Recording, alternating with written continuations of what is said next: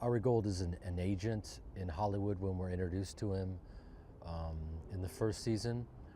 He represents Vince. He's incredibly loyal. He's what's known as a shark.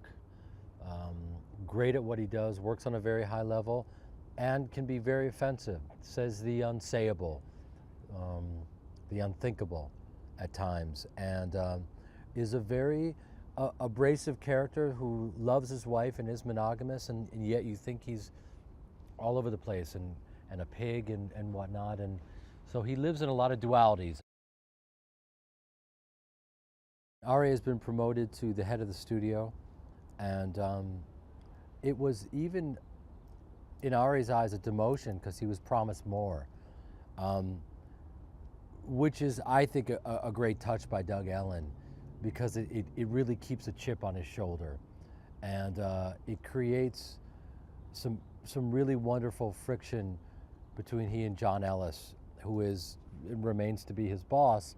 But the reality is, even when you think you've made it to the top of the heap, there's always someone above you, and that person in this particular case is Larson McCreadle, who is played by Billy Bob Thornton brilliantly. Is a Texas oil guy who writes all the checks. So Ari is now beholden to him. He doesn't want to have to go to Texas, but he has to save the movie. They get an operating budget of $100 million, which today is a ton of money. It really is. And in true Entourage fashion, we've kind of taken the truth, honored it, and kind of explored and heightened it just a bit.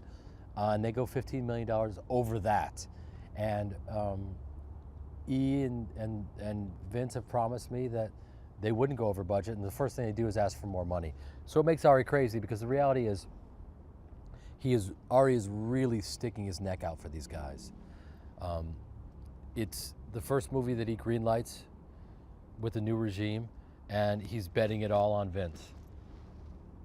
And that's also a kind of I believe a stroke of genius, because that's what the whole show has been about, and it's kind of a natural progression that we come to that, and an extension of their whole relationship. Travis McCreadle is such a brilliant character for many different reasons. He represents, I think, a part of our culture right now that is incredibly privileged and opinionated without a lot of information. And they feel that they need their day in court, and they deserve quite a bit for what we're not quite sure. And Haley plays it so brilliantly. He believes that he deserves to be in that editing room and to take over the movie because his old man writes the checks. And that's it, end of story. There were some staples in Ari's life, like the therapy scenes, that I really needed. I said, we got to get at least one. Because, I mean, in talking to people, you get a sense of what they loved about the journey and the characters. And then you don't want to repeat yourself, but you want to reward the audience for showing up.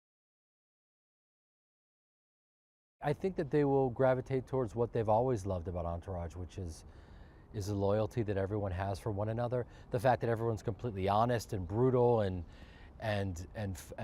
harsh and funny and touching all at the same time. The relationships that we've come to love between all of the boys together, between Ari and Vince and E and Lloyd and Mrs. Ari, it's all there and it's enhanced.